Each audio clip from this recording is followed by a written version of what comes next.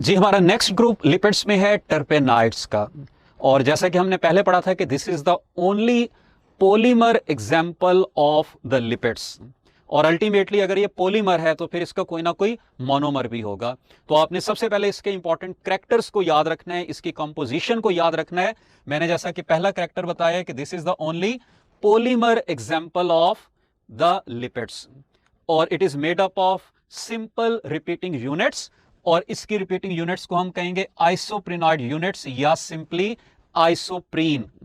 यहां पर ये जो यूनिट्स हैं ये कंडेंस होंगे, पॉलीमराइज होंगे और पॉलीमराइज होकर टर्पेनाइड के पॉलीमर्स को बनाएंगे। तो इसलिए आपने ये याद रखना है कि टर्पेनाइड्स की फॉर्मेशन कैसे होती है, थ्रू कंडेंसेशन।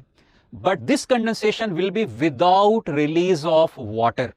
तो इसलिए यहां पर अब इसको हम डिहाइड्रेशन नहीं कहेंगे। आपने याद रखना है कि कंडेंसेशन दो तरह की होती है, विद और विदाउट लॉस ऑफ वाटर।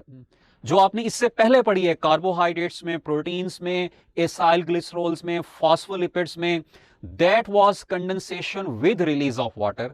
लेकिन टर्पेनाइड्स के अंदर जो कंडेंसेशन होती है that will be without release of water और इसलिए यहां पर हम इसको डिहाइड्रेशन नहीं कहेंगे। यहां पर हम इसके आइसोप्रेनाइड यूनिट के स्ट्रक्चर को भी देख लेते हैं। This is the simplest structural formula of the isoprenoid unit.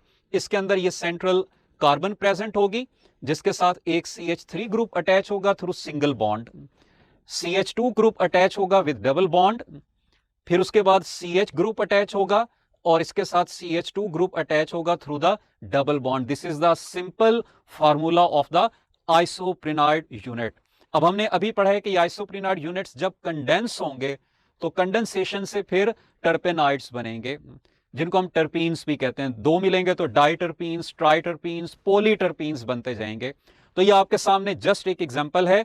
This is the one isoprenoid unit, this is the second isoprenoid unit. ये आपस में रिएक्ट करेंगे थ्रू कंडेंसेशन और कंडेंसेशन के बाद जब ये कंबाइन करेंगे तो बन जाएगा डाइटर्पीन जिसके अंदर दो आइसोप्रेनाइड यूनिट्स प्रेजेंट होंगे। तो ये आपने जनरल कंपोजिशन याद रखनी है।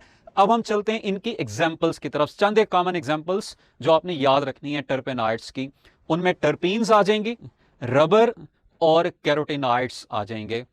कैरोटीनाइड्स के बारे में आपने पढ़ा होगा तो इसकी थोड़ी सी डिटेल्स हम देख लेते हैं। कैरोटीनाइड्स क्या है? These are accessory photosynthetic pigments. आपने दो एग्जाम्पल्स फोटोसेंसिस में पढ़ी होंगी, बीटा कैरोटीन्स और ज़ैंथोफिल्स। और इनकी जो कलर रेंजेस आपने पढ़ी हैं वो भी आपने याद रखनी है। इनको हम कहते हैं these are yellow pigments, orange pigments, red pigments, brown pigments. ठीक है, आपने फ्यूकोजेंथिन, फाइकोरिथ्रिन पढ़ा है, फिर इसी तरह से ज़ैंथोफिल को आपने पढ़ा है, बीटा कैरोटीन्स को पढ़ा है। तो ये किसी भी पिगमेंट को जो हम नाम देते हैं वो इस बेस पर देते हैं कि वो किस कलर को रिफ्लेक्ट कर रहा है। तो ये वो कलर्स हमने लिखे हैं जो इनकी रिफ्लेक्शन की वजह से आएंगे या जो इनकी अपीयरेंस होगी। यानी ये येलो पिगमेंट्स होंगे, कुछ ऑरेंज पिगमेंट्स होंगे, कुछ रेड पिगमेंट्स होंगे और कुछ ब्राउन पिगमेंट्स होंगे। इनमें से एक एग्जाम्पल जो कॉमन है वो है बीटा कैरोटीन्स की, जो कॉमनली कैरेट्स में प्रेजेंट होते हैं। दीज आर ऑरेंज पिगमेंट्स और ये फोटोसेंसिस के अंदर भी इन्वॉल्व होते हैं। प्लस आपने ये भी याद रखना है कि these are commonly associated with vitamin A. Vitamin A के साथ भी हम इसको रिलेट करते हैं, इसीलिए these are also found in our eyes.